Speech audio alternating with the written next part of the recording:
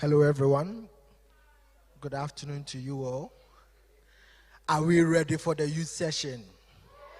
No, I really want to feel the energy in the room. Are we ready for the youth session? I'm pretty excited here. So you're welcome to the Changemakers of today, Youth Advancing Sustainable Action Session.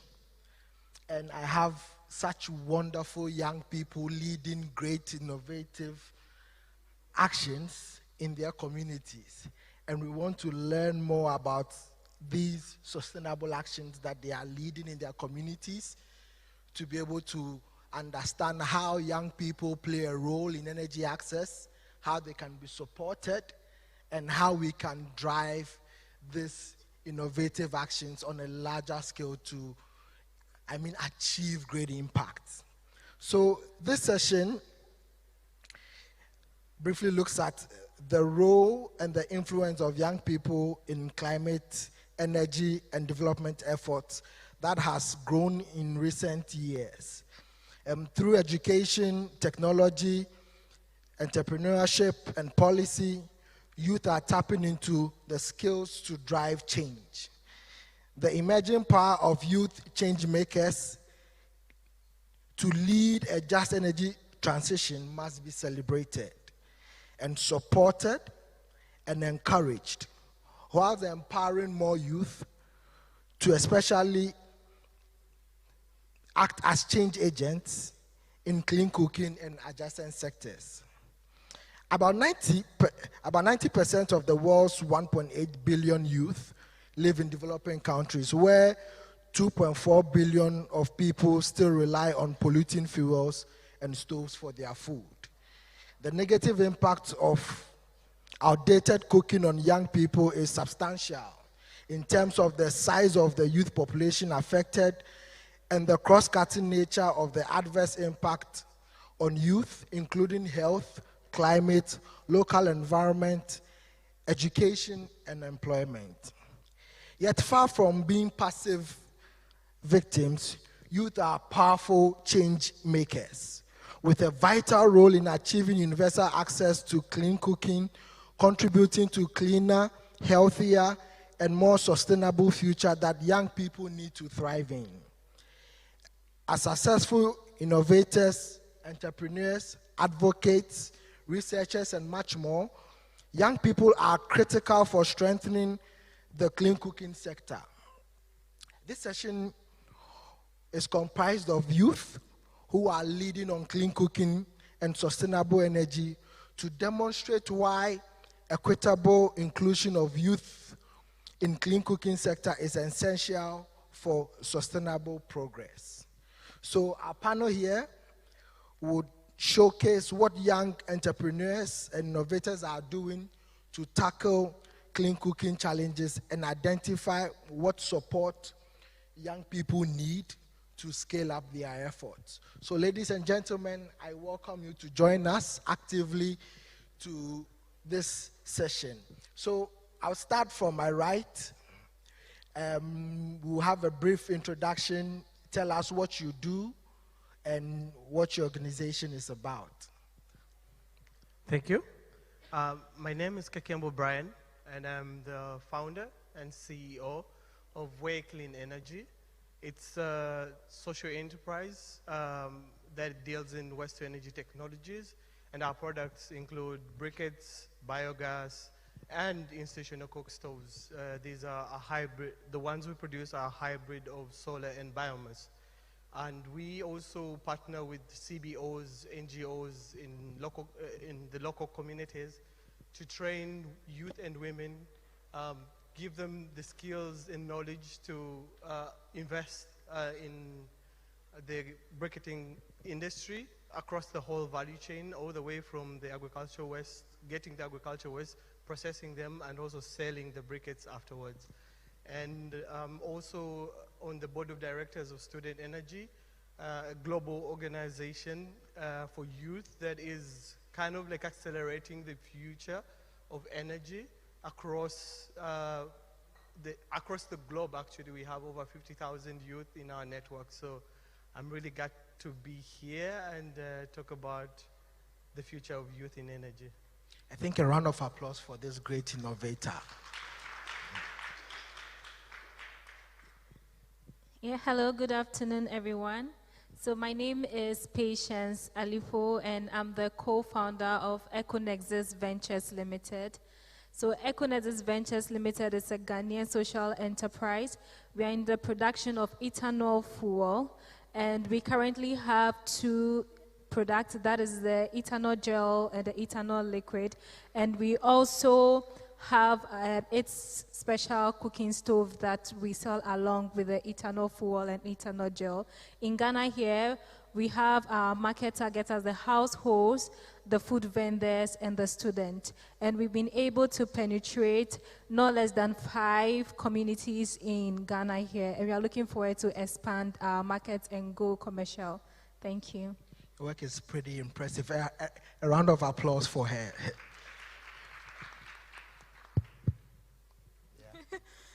Hi everybody, I'm Karine Buma. I'm a professional officer at ICLI Africa.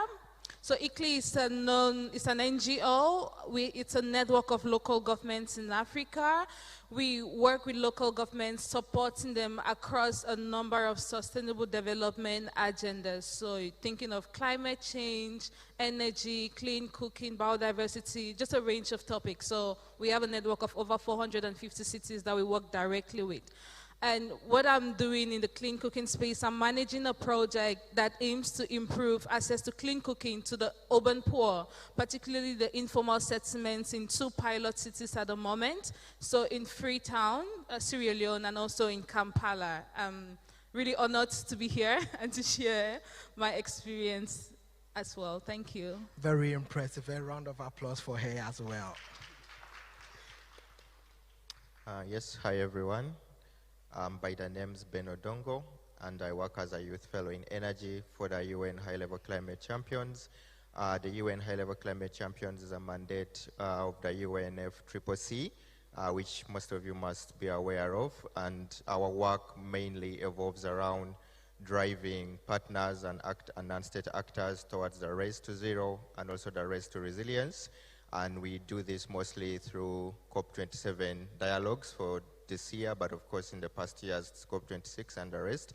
Specifically, other youth fellow in energy, my work focuses on clean cooking in Africa and advancing, dialogues and bringing the voices of the youth into what we call breakthroughs and also what we call deliverables for each of these COPs. And besides my work with the Climate Champions team, I also work as the head of electric cooking at Up Energy Group. So Up Energy Group is an impact-focused company headquartered in Uganda. We do distribute improved cook stoves, biomass. We also expanding into electric cooking, and I'm currently leading on the project to expand, our product portfolio to electric cooking, but also expand the company's geography, beyond Uganda to other countries, including Zambia, Tanzania, by end of this year. And next year, we'll also be going to 3 to 4 more different countries in Africa. I'm very glad to be here and looking forward to sharing some of my experience with you all. Thank you very much. A round of applause for him.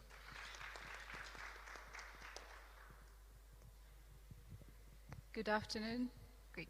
Good afternoon. I'm Samira Saidi from BIX Capital. So BIX Capital is an impact fund that's based in the Netherlands, and we pre-finance carbon credits, gender and health credits, along with other credits. So we pre-finance impact credits in a nutshell. So BIX Capital is invested in by IFC, FMO, Shell Foundation, and DFC. Our mandate is to create impact in clean cooking to improve the race to net zero. And we do this by working with manufacturers as yourselves, and many of you have visited your exhibitions and seen your contribution also to reduction of carbon, improving health and gender. So in manufacturers like yourselves. And we work together to pre-finance the impact credits on this. So looking forward to sharing insights on this, and yeah, looking forward to the session. A round of applause for her. I mean, we have amazing young people, from innovators to those who have the money to support us, to the policy people.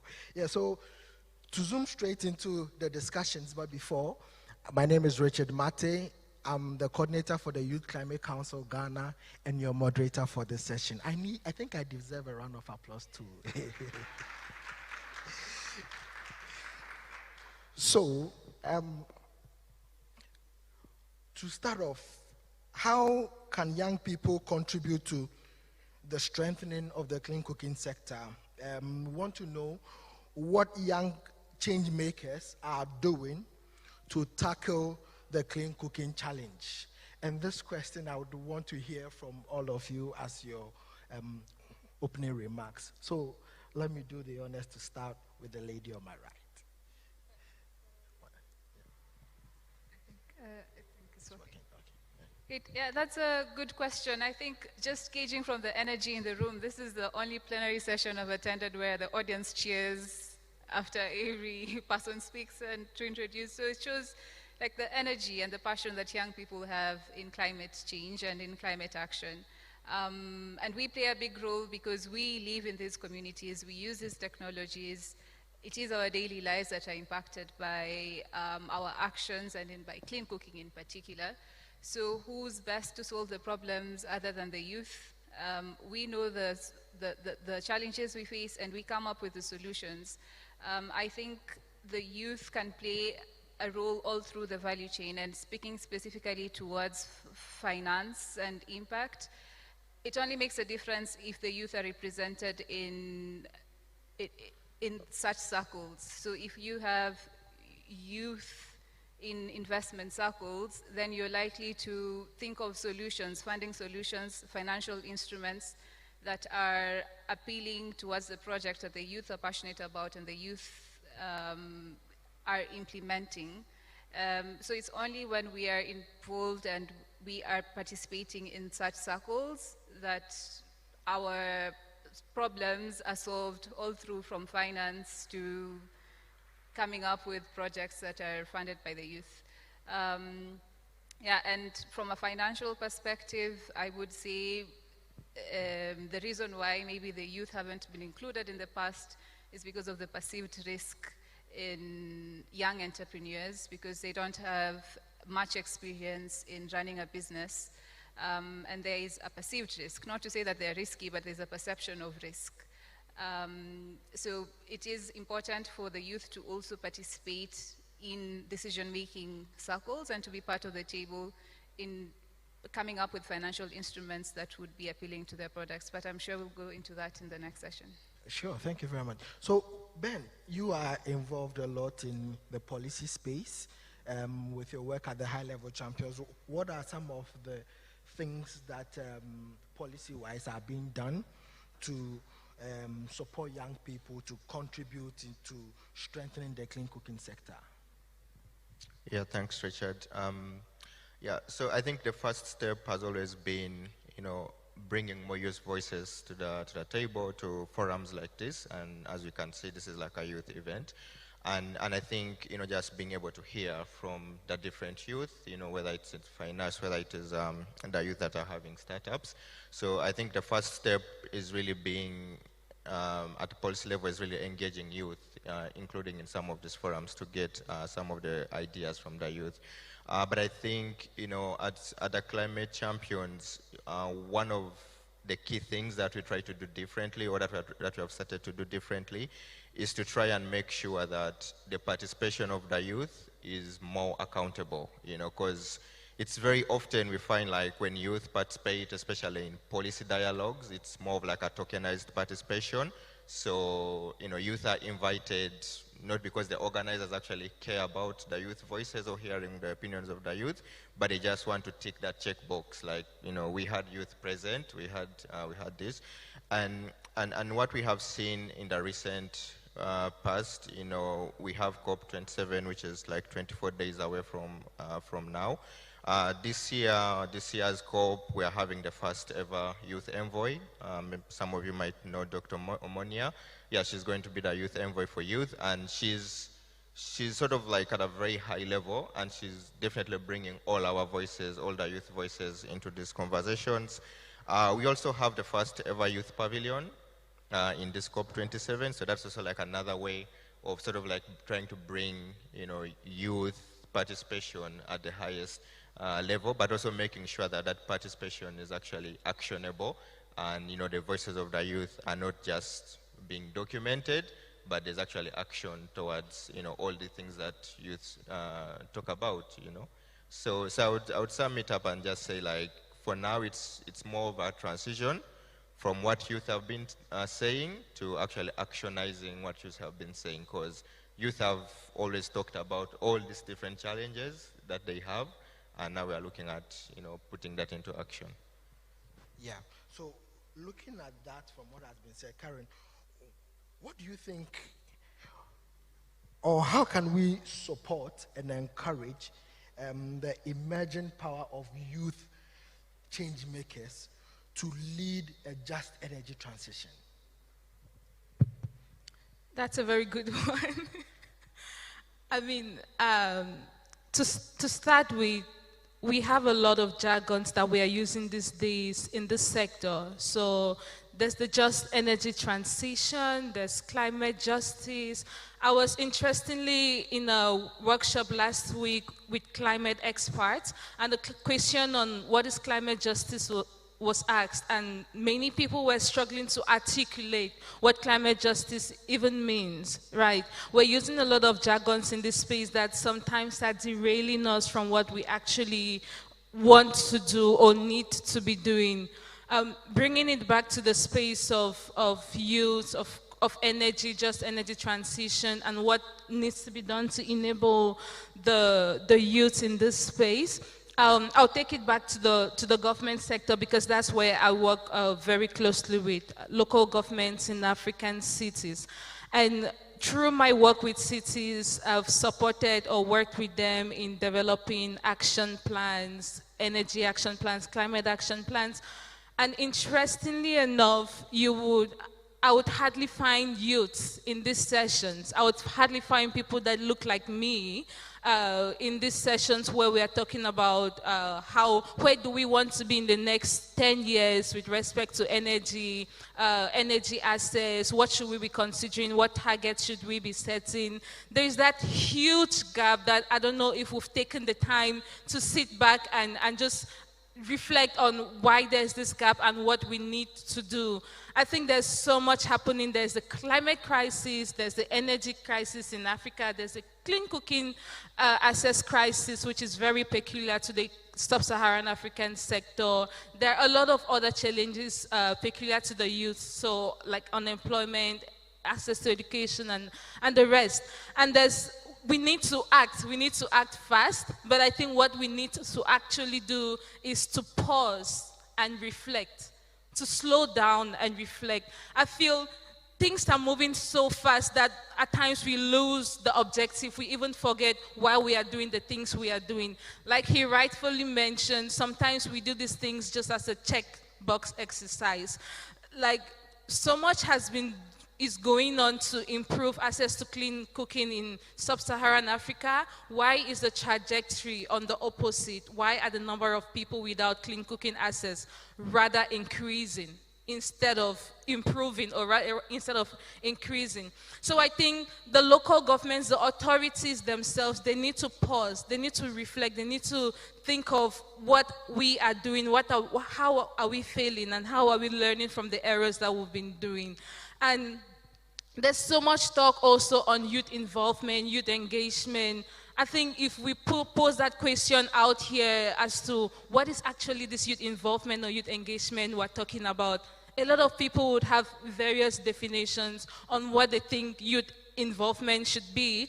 And most of them, I'm not surprised, it's going to be very basic. You know, invite youth to sit and listen, which is one of them, but it's just the least. It's at the bottom of the ladder if you were to classify it that way. There are different ways in which we should be involving the youth, not just as a checkbox exercise, not just consulting them, but collaborating with them, seeing the youth as partners, as people who would be influenced by the decisions that we are making today, and actually involving them, getting their inputs and involving them in the decision-making table. I think that's very critical. And one thing also that needs to be done, I think we need to take the active role of also training those in decision-making or the local government authorities. They need to know who is a youth to start with, what are the different groups of youths, and who do you interact with when you talk about youth? Do you keep on calling the same person over and over to attend 1,000 events without considering those in marginalized areas? Are you having a good representation of the different youth groups within the community? I mean, there's so much that needs to be done or that can be done, but I can reflect on that a bit more later. I'll pass the floor to my colleague here. Yeah, I think there are different ways of engagement when it comes to young people, because youth issues are very diverse. And if you talk about young people, we fall within different classes. So yes, we really need to rethink when it comes to youth inclusivity and youth engagement. But before I come to you, Patience, Kakimbo, you employ a lot of young people. You are really on the ground. So I want to learn from you as an innovator and as a businessman. How are you empowering more young people, especially those in the vulnerable communities, the vulnerable groups, to become successful agents of change in the clean cooking sector? Thank you so much. One thing we need to first understand, we need to define marginalized, right? So different communities are marginalized because of different reasons. And so my project works with people who are from the rural farming communities, people from refugee camps, people from slums within urban communities, right?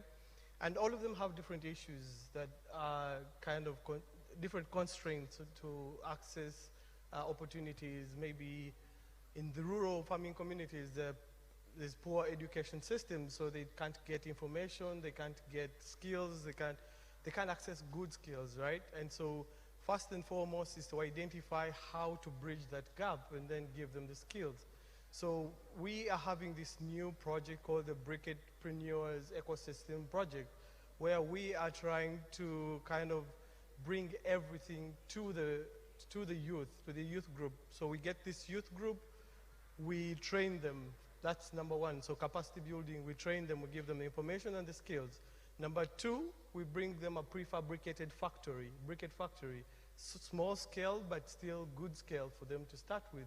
So this is a shipping container that is fabricated into a production unit, an office, and a drying unit for their briquettes. And so immediately after they get the skill, they have where to implement the skill.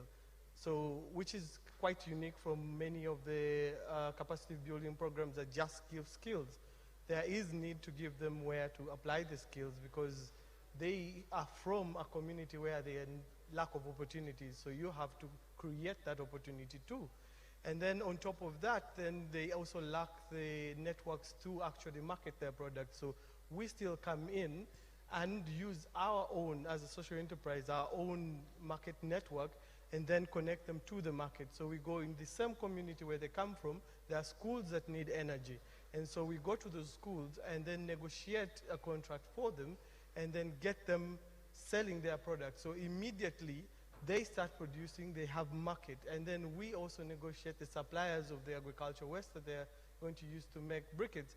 And so this young person comes and gets, we're trying to level the playing field, let's say. So youth in urban communities in well-off homes have had the networks, the education, the skills, and this one has really got nothing. So we're trying to literally give everything to that person, but then help them commit to that project or process in form of debt financing. So all this is going to be kind of like a loan for them. And so as they start producing, they start paying back, but then we're not taking that money for us, we're taking it to create the next project. So literally we are just creating the ecosystem for them to thrive and survive. Yeah, I'll come to you on that, on how you are creating or facilitating this ecosystem for young people and other small-scale businesses of young people to really thrive, and this kind of support your organization, your company also provides for them. But Pat, I'd like to know because you have a cook stove innovation that supports clean cooking, and I want to find out from you, how do young people experience the negative impact of polluted cooking? I mean, how does lack of access to these clean cooking technologies limit opportunities for young people? Yeah, thank you for the question. So with young people, most of them, let me use Ghana as a case study, most of them don't have the resource to, cater for electric stoves and LPG gas. So when there is no alternative fuel that is cost efficient, they end up using the outdated cooking fuel, and that affects their health. The smoke that comes out from the wood fuel affect their eye, affect their chest. My team and I, we did some research and we realized that most of them were complaining from the smoke from this outdated fuel, that is charcoal. And most of them really want to move to, clean cooking fuel, but most of them do not have the knowledge that this fuel exists. So right now, we have to educate them or create the awareness that there's something called ethanol fuel, there's something called efficient cooking stove that is cost efficient that they can purchase. So most of these young people, especially in Ghana, have no knowledge about it. I'm using myself as an example. I'm a final year student at GIMPA. And I remembered our lecturer gave us a project to work on, and I was able to convince my team members that let's use clean cooking fuel as our project topic. And most of them was like, what is it? What is clean cooking fuel? All we know is charcoal, LPG gas, and the prices of LPG is rapidly going, so what is this clean cooking fuel? Right. So I need to take my time and educate them. So even in my class now, most of them call me clean cooking fuel because I've been able to, educate them on it. So young people, most of them have no knowledge about clean cooking fuel. None of them even know about ethanol fuel. Until we presented in our class our work, then everybody started clapping and appreciating it. So if there is awareness and there's education on alternative fuel, that is ethanol fuel, most of them will love to use it. Even in our various universities, most of the universities do not allow students to use charcoal. Most of them have to use electric stoves, and they have to pay for it very expensive. That is so expensive for the students. And even in the hostels, they don't allow them to use LPG gas because they believe that when they use the LPG and there's explosion, it's going to affect their hostel. So most of them have to rely on food vendors. They have to buy food outside. They don't even cook.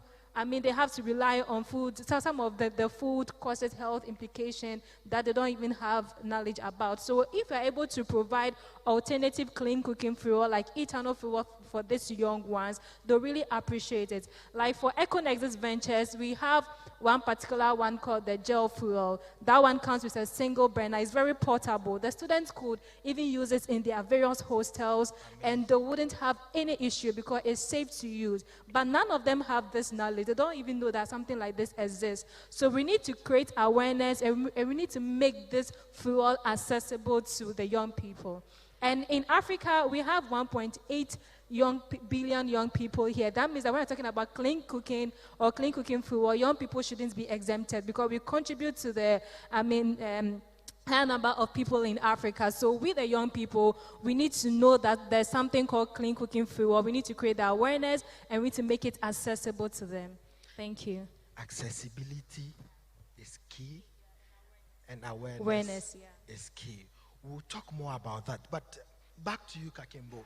You talked about this enabling environment, the ecosystem, but I'd like to find out from you, because you're also with the Student Energy Network, providing support to over 5,000 members or 50,000 members across over 120 countries, right? Yeah, so what should the clean cooking sector do to attract more young people and also facilitate their meaningful engagement? especially when it comes to young people from communities that are deprived, young people who are not aware, like Patience mentioned, of clean cooking technologies that can help them in terms of their health and their environment. Yeah, so talk to us and let us understand what the sector can do to attract more young people and also improve meaningful engagements with young people. Thank you. Yesterday I was in a session where it was a final session yesterday, and one of the gentlemen they called to conclude the session said we should invite more celebrities into these conversations, right? I think it was a smart strategy. I've always had radical strategies, and that's why my MBA professor created a new category of entrepreneurs for me, and that's called the stubborn entrepreneurs. I believe that we should be a bit more radical in the things we do nowadays. For example, if you brought Cristiano Ronaldo, Messi into such conversations, trust me, youth are going to come to this forum, and there will be so many. That's and right. they will come for the wrong reason, but then they will leave with the right message, right? And so that's one of the things we need to be a bit more deliberate on, right? Find new approaches to get them into the room, and then kind of like twist the message to get to them. And then also speaking on the side of student energy is we have to create the capacity building, right? Student energy has a lot of programs that are doing career training within energy. See, Africa, our academic, I would say, I don't want to abuse our education system, but it's not really deliberate to such issues like clean cooking, climate change and all, right? We are just given a generic economics, generic health, generic everything. So we now have to find ways of fine-tuning this education system to make sure that these issues are brought to all the students across the nations and across the continent. And Student Energy has a program that is doing this with different chapters within universities. And so that's the fastest way to get to people, because these universities bring in a lot of students who are on scholarship, who are not on scholarship. And this is like a group of young people, energetic, enthusiastic. Give them the right tools, right? The right knowledge, the right skills, and the right jargons to be able to kind of like be in these conferences too, right? So it gives them that kind of self-confidence, self-awareness, and then they'll be part of the conversation. Yeah, thank you very much for that. And let me come to you, Karen, briefly, because you work with governments, subnational governments, and you also earlier on touched about the fact that young people need to be included when it comes to the decision-making processes. I want to know how governments, or what you think these national governments should do to create that enabling environment to promote and foster meaningful youth engagement in the clean cooking sector. Yeah, that's a very good one. So meaningful youth involvement, I like the word meaningful. So it's not necessarily a checkbox exercise that we are doing to fulfill righteousness or fulfill what we hear others are doing. So what governments need to do, or local government or national government authorities need to be doing, I think we need to take a more intentional approach. So involving the youth at every level of whatever we are doing within the local government, be it brainstorming, be it actual planning, be it implementation, be it monitoring and evaluation. Even if you feel like the youth are too young to understand what is going on in the room or make meaningful contributions, let them in, let them participate and just listen in for the start. One of the biggest leaders, Nelson Mandela, I think he mentioned that he learned his leadership skills by participating in his father's. His father was a local chief. He participated in most of these discussions where his father was, and he was not necessarily contributing to these discussions. You know, the typical African style. Normally, when your seniors are discussing, they send you to the room, you're not qualified to be part of that discussion. And I think we've taken that habit and attitude to even the way we govern, the way we lead our, I don't know, cities or countries, which is not helping us. We should intentionally develop a strategy, be it at the organizational level or also at the public sector, to involve youth. And in addition to that, youths or get mentees. You should mentor people. Identify someone that you can advise, you can mentor across their career path, but also with respect to clean cooking. Like she mentioned, the awareness is not there. What are we doing, those of us who are aware of clean cooking, to ensure that those on the streets, the youths, those in this sector know what know what clean cooking is and what they can be doing to participate or to contribute to success in this sector. A key measure of success for us is the leaders of today, and in Africa, most of them are above 90. In my precious country, Cameroon, above 70 and 80. Those are the leaders we have at the national government level. The key question is, 10 years down the line, when you leave government, retirement or whatever the case may be, do you feel confident that your legacy, hoping that it was a good one, will be carried on by the youths that we have today, which are averagely less than 30 years? If something were to happen, would you comfortably pick up the 25-year-old or 30-year-old person sitting next to you to fill that position and run with it? If you cannot say that at this point, it means you're not doing your role, you're not performing your role as a leader well, you're not mentoring, you're not involving youth enough so that they can learn and they can also actively participate and contribute to making policies that would affect us. Of course, we are the future. Policies that are affecting us should be decided by us. I think these are very critical things. And even for us, the youth, what are we doing in the waiting period while we are complaining about unemployment, lack of opportunities, policies here and there, and all the challenges that we are faced with? If an opportunity were to be dropped in this room here and now, how many people would pick it and roll with it? If a funding, if a grant of, I don't know, £1,000,000 or whatever the case might be, were dropped here, do we have the ideas that are ready to actually implement them? Do we have what it takes to fill those roles? I think it's both ways. The leaders should be playing their part, but also the youths should be playing their part, should be enriching themselves with the skills needed. The technology, ICT, is very critical.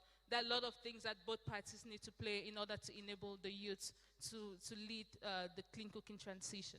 Oh, I'm really inspired by this because I think it's important for us as young people to actually prepare ourselves to take advantage of the opportunities when they present ourselves, because we don't only have to look to our leaders to create the enabling environment, but we as enablers can create that space. We as young people or change makers can prepare ourselves well for these opportunities that are ahead of us. And I like the fact that you mentioned something which is very key: mentorship. As young people, we need to avail ourselves for mentorship, to be mentored by the elders, to learn, to be able to, because it will help in making meaningful contribution to our work. Yes, but I am very happy that we have a young woman entrepreneur on our panel, because in our part of this world, I mean, it's very rare working to promote women in renewable energy. I'm happy, and we should applaud her for that. Let's celebrate our woman co-founder. Please, let's do it better. Let's celebrate her very well. She's done extremely well as a student, being a woman entrepreneur. I want you to share with us what are some of the challenges you have faced as a co-founder and also as a woman in the clean cooking sector. Okay, So I want to start by saying this short story. So when I was at the age of 19, I watched a documentary on Eco Africa, and the documentary boiled down to how trees are being, cut every year to provide wood for charcoal for various communities, and they were affecting our trees and causing deforestation and climate change. So as a young person, you know, with the young ones, we are very curious. So I was so curious, and I did a research on why this was a major challenge in Ghana and in Africa. And I realized that they had no alternative fuel, so they had to use it. So I formed a team, and we came up with a solution. We started first with the briquette, and now with the team, right now we are into the ethanol. When I was young, at the age of 19, I was a student. So one of the major challenges I faced was combining academics with the new idea, because, as a new idea, you need to, groom it very well for it to become something sustainable. And I was combining my academics with this project. And sometimes I need to miss class texts, midterm exams, just to make sure that I get this product to the market. And as young as I was, I availed myself to mentorship, as you mentioned. So I signed up to acceleration programs, incubation programs, and sometimes I had to miss 1 week lectures just to attend the acceleration program and incubation programs. And I availed myself to conferences like African Climate Week to network, to get key stakeholders in the industry. And sometimes I need to miss lectures just to attend those conferences. But looking back, I think it was worth it, because without those networking, without those incubation program, acceleration program, mentorship, I wouldn't have built the product to launch into the market. So it was worth it. So that was one major challenge. Another challenge is working capital, because most of the funding or grant that we get as a company must go into acquiring machines for production, but there's no, working capital for us, especially when it comes to managing the team, getting things done. We find it difficult to get working capital. So I urge that most of the grants, most of the funding, some should also go into working capital. So these are the two major challenges: combining academics with the business, and also working capital funding, access to funding as well. Yeah, I love your persuasion. And it's key. Funding is quite a challenge. And it's good that we have our investment manager here. I want to find out from her, Samira, why youth inclusive funding? Why is youth inclusive funding so crucial for advancing sustainable actions? And how can we address this issue of funding, which has been highlighted by Patience? Yeah. Thank you. Yeah, I think the need for funding, for youth inclusive funding, is well explained by Patience here, because she said, as in her own words, that she needs it for working capital to fund her project. And I think that's the message I've had interacting with various entrepreneurs during this week so far, the past 2 days, that yes, they need funding. There is need for funding to take it into working capital, to scale up, to improve the technologies. I think the reason for need for funding is obvious, but the key message is, why is it so difficult for young entrepreneurs to access funding in the past or even now? Why is it so difficult? Why do you feel like you've been locked out of funding? And the reason would be, I think it's in the clean cooking sector as a whole, there has been a lot of reliance on grant funding. That you take a grant either from a foundation, an NGO, the government, and this is enough maybe to just build a prototype for your business, but it's not sustainable. It's not sustainable, doesn't fund your working capital needs. But this also calls for another type of funding. And for most people I've interacted with and asked the question, why do you think you need, what type of funding do you think you need? Most people only know about grants and a commercial loan from a bank, then nothing else. but there are so many options out there, but I think there's a lack of knowledge about what is accessible to the youth in terms of funding. There are myriad of opportunities for you, but I think from what I've listened to in this session and through my interactions is that there's a knowledge gap, almost like an asymmetry of information, where you don't know what is available to you, and at the same time, how do you get ready for funding, being a small business? Mentorship is a key thing, and not only mentorship from someone who's experienced, but a more holistic mentorship and training on financial literacy. Because how many of your businesses are actually operational with good financials that you can explain and you can make a good pitch to an investor? That's a skill that most young entrepreneurs don't have. So it is a skill that needs to be improved.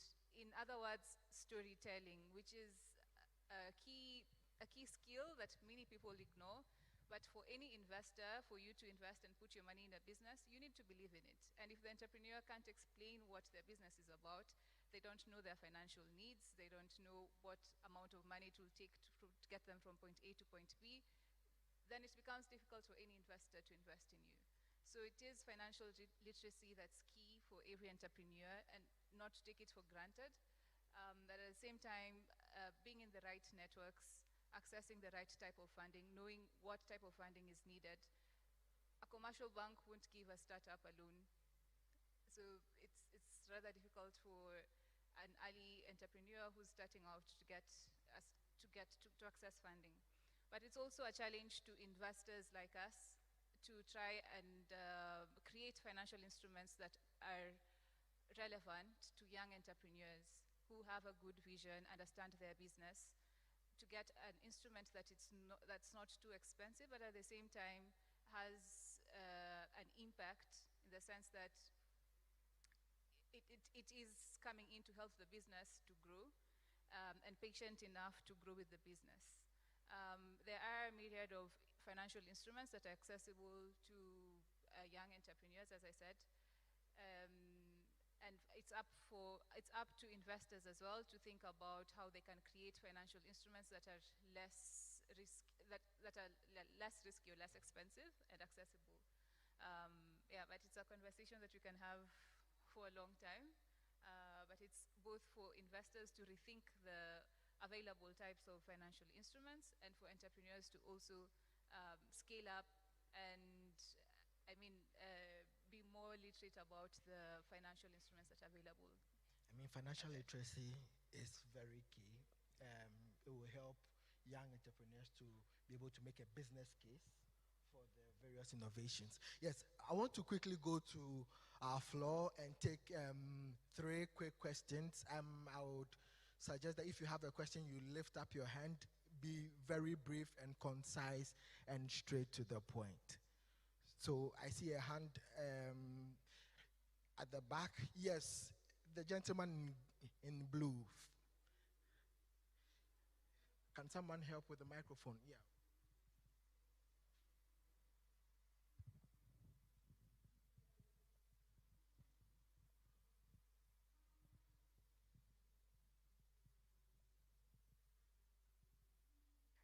Be very brief and precise for us. Thank you. Okay. Yeah, thank you very much. My name is Emmanuel Brown. I work with Olive Worldwide. I want to ask a question. It's like everybody at the platform, they are all leaders. My question goes this way. There's a saying that was being made by a hero that the independence of Ghana is meaningless except it is linked up to the total liberations of other African countries. My question is, how many of our youths out there, we talk about a lot of platforms that are watching over what is going on now in order to build their own personal capacity. Because it's like we, the youths or the young people, we are used to at least building our personal capacity as leaders. But how many? I can boldly say this, as for me, I have linked up because we registered even virtually that my youths outside there at least from Gambia and then other member states. They are watching what is going on. So I want to ask the leaders that are there. That is number one. Number two, my question also goes to limit to one question. the last one, please. One question, please. Thank you Thank very you. much. Can we have the yes? No, I think you raise your hand. Yes, you in black. Yeah. Then. Hello, my name is Radan Gupta. I'm a high school student at Lincoln Community School in Accra, Ghana. And my question was for anyone who wants to answer. Apart from the social reward, what incentives do youth in developing countries or rural areas have to actually lead change and to lead to lead change in climate change or clean cooking? Because in my experience, I see that a lot of youth rather work towards migrating towards developing countries or migrating towards their own personal development. So what incentives do youth have to spark such change? Okay, thank you very much. The last question. Thank you. My name is Josh Ducci. I'm with Hato Foundation, and my question goes to Ms. Samira. So within BICS's financial resource mobilization, what are the carbon markets explored, and what are the entry points that the organization leverages? Thank you very much for the question. So I'll start with you, Samira. The last question was addressed to you, and then you add your last words to it. Could you please recap the question? So you're not audible enough. Yes, I was saying that within your financial resource mobilization, are the carbon markets being explored? And what are the entry points that you guys leverage? Are carbon markets being explored in your financial resource mobilization?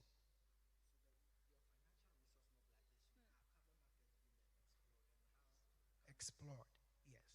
Okay. Yes. Okay, okay, all right. So, yes, indeed. That's a very relevant question, more so because BICS Capital, the company I work for, the investment fund that I work for,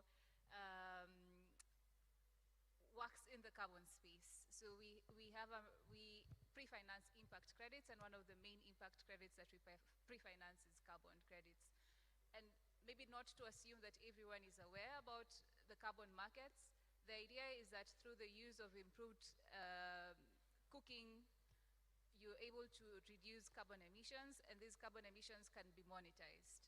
And I think this also goes to address the question that you had, sir, about how the youth can benefit other than just social benefits. That you can indeed get monetary benefit from the carbon emissions that are monetized. And how is this done?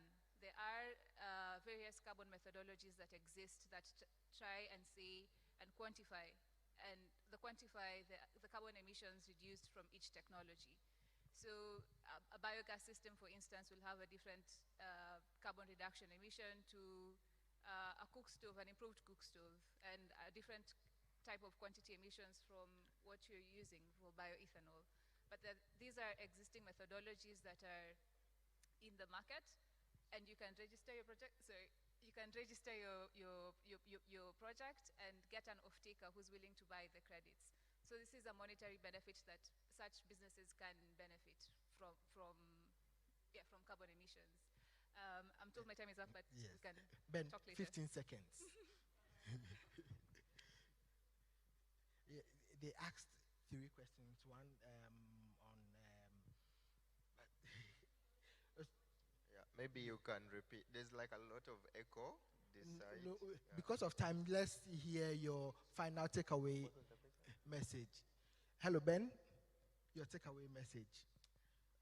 Yeah, so I think just to summarize from my end, I think what is most important for us as youth is to start to hold ourselves also accountable. I'm from Uganda, and I think in the neighboring country, Kenya, there was an election very recently, and I think the main campaign message during that campaign was what the incoming president was going to do for the youth. So the popular story of the hustler and all that. And I think as youth, as we begin to show our voice, as in Uganda we are 70%. If we begin to show that we as youth have the power to change some of these things, then our leaders will begin to listen to us. Thank you very much, Karen. Your final takeaway message. Yeah, just a final wrap-up summary. I think there are a lot of actors in this sector, and this goes to what I said at the beginning, that we need to slow down and rethink. There are a lot of people working in silos, a lot of entrepreneurs doing similar things, a lot of funders doing similar things that do not know each other. We are not learning from each other's mistakes. We are not benefiting from production at scale. Because we are producing at very small scale, funders will not want to fund very small initiatives, at least for the startups. We need to come together, and I think the Clean Cooking Alliance has tried to do that, but we also need to be more intentional about working together, leveraging from experiences of the others, and just producing massively, not really just piloting only, but going at it all in and really driving the transition. And it's, I think, a call to action for all organizations, all local government authorities and national government. There should be a youth integration strategy that cuts across all departments within the local, within your organization or the entity, where youth are participating at every level. I think it's something that we've been minimizing for so long, and we need to be more intentional about it. That would be my take home. Yeah. Yeah, so finally, I also want to say that with engaging young people, we should find a platform that young people are on, that is social media, and we can engage them. And the idea of using celebrities to engage the young people is also key. And also there should be working capital for startups like us. Thank you. Thank you. Yeah, so to answer his question, Student Energy has different social media platforms, and our team is right at the front, and they're sending a message live to every person who is subscribed to any of our social media channels. So yeah, that's how we get to every single person, and we have chapters, and so the chapter presidents and some chapter leaders are part of this youth delegation, and they're sending the message directly to their chapter members. So that's how we take the message back home. And to answer the question about the motivation of youth, I first joined the International Student Energy Summit in 2015, and I listened to changemaker panels like this one, and one person stood out of that changemaker panel and showed me that he wasn't even in the energy sector to begin with, but he created change. And so I did that, and so I hope that what we did here can also inspire as more youth to come join us. Thank you very much. And let's give a round of applause to our panelists. Thank you very much for the insights that has been shared. And I believe that from here, let's engage them and then let's learn more from them. Thank you very much, and thank you for coming for this session.